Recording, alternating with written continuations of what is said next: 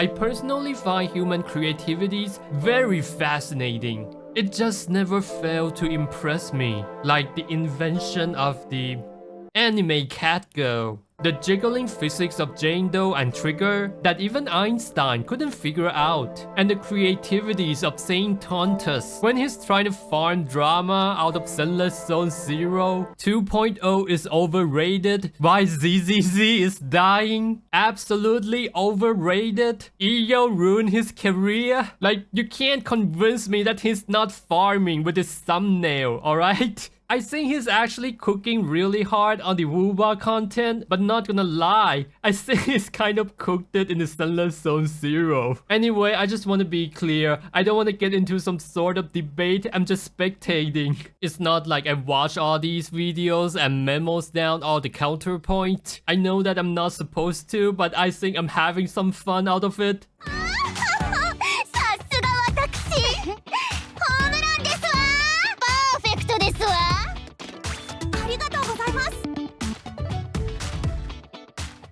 Now let's get into the real topics today. Should you play Zenless Zone Zero so seriously, like it's your Super Bowl and somebody gonna sign you $1 million contracts? Or do you wanna blindfold yourself and play the game? And if you find that it's still too easy, you might wanna swap your console or keyboard into a bananas. Either way, just play however you enjoy yourself the most. It's not even a debate. It's not something that is even worth discussing because it's all come down to personal preferences. And you don't even have to define yourself as a hardcore player or a casual. You could get hardcore anytime you want, and you don't have to like keep up your game all the time as a hardcore. You could get casual sometime. Nobody is telling you how to play the game, and the game is purposely designed in the way that both hardcore player and casual player could enjoy it. You could try to get 6-star in the Deadly Assault and S-rank in Shiyu defense and get out just for the sake of polychrome, or you could go as far as laning the boss in the Deadly Assault or clearing the Shiyu defense within 2 minutes on both sides. But you do want to be careful when you are on the casual side, because the Shiyu defense and the Deadly Assault are going to be designed in the way that pressuring you into pulling the current banner.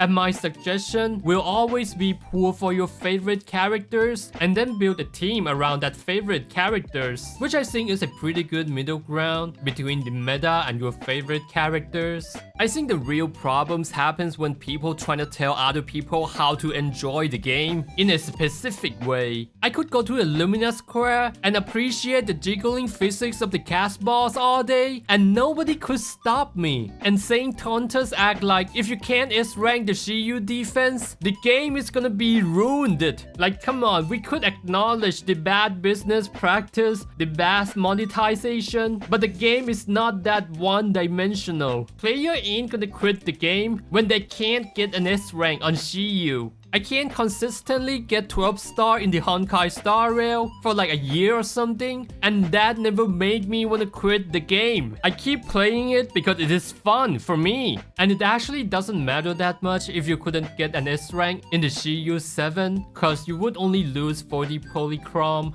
Anyway, let's talk a little bit about the Elitist, the word that actually pops out of nowhere but Saintontas channel. But I think it means the types of person who just shit on other people's skill for no good reason, and I believe that a lot of you receive one of those things at some point. But what I think is that to be an elitist, you don't have to be good at the game. The only thing that only have to be good at is shitting on other people when other people made some mistake, or when their achievement is not some kind of world record. It's basically like the internet gym bro. You just claim things that you could do or everyone else could do, just to make other people feel bad so that you could feel good about yourself, feeding your own narcissist out of insecurity. And actually my channel got those types of comments from time to time because I post my test result with some mediocre gameplay for the sake of finding out which team and which gear is better. And I shit you not, these types of comments just magically disappeared, disintegrated when I post my Harumasa advanced guide, which is how I managed to do my first 19 combos with Harumasa.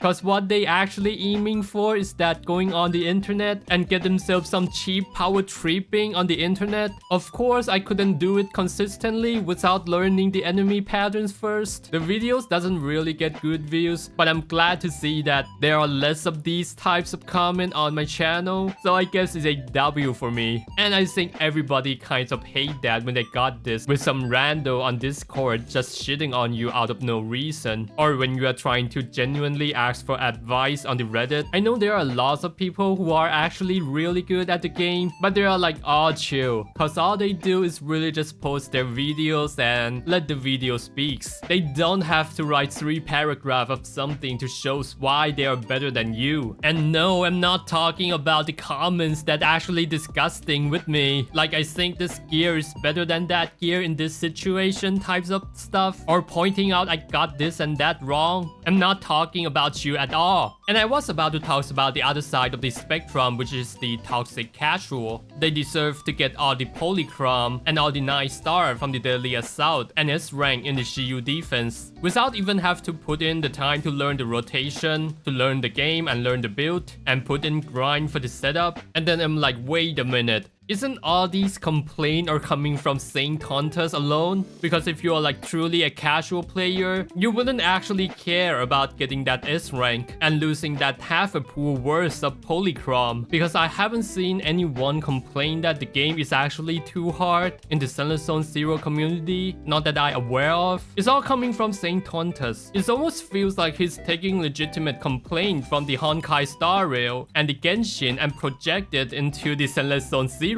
It was never coming from the Zenless Zone Zero community. This guy is farming the drama hard. I mean, like right now he's out of material to farm on the HP inflation. So he began to farm on EO as an elitist, and now he's farming on anniversary for not being good enough. And the narration of the best anniversary ever is coming from Mr. Pokey. Like if I type best anniversary ever, the first one is Mr. Pokey. It's not even coming from the Zenless Zone Zero community. It's outside of it. And Saintontas, Mr. Pokey, they do know each other. It's almost like they're creating this ecosystem to farm each other out of nothing. Like bro, I don't think the guy is care about the future of the Zenless Zone Zero. He doesn't care about if casual of the Zenless Zone Zero gonna get an extra 80 polychrome. Saintontas is just trying to find an angles to farm on Zenless Zone Zero. Like I can't actually take him seriously after I actually think about it, because that's literally how he find his succeed on his channel, by shitting on MiHoYo game, whether it's on Genshin and Honkai Star Rail. But his take just doesn't resonate well in the Zenless Zone Zero. I'm actually all for people who are calling out the flaws of the game. I think it's very important for devs to figure out how they're gonna improve their game. But my problem with this whole situation is that he's criticizing the game for what it's not, even though it's very obvious for those who actually play Zenless Zone Zero. But for people who may want to give Zenless Zone Zero a try, which I think majority of the Saintontas audience are, would have this wrong impression with the game and ended up not playing because of the wrong reason. But I guess that's about it, and see ya guys.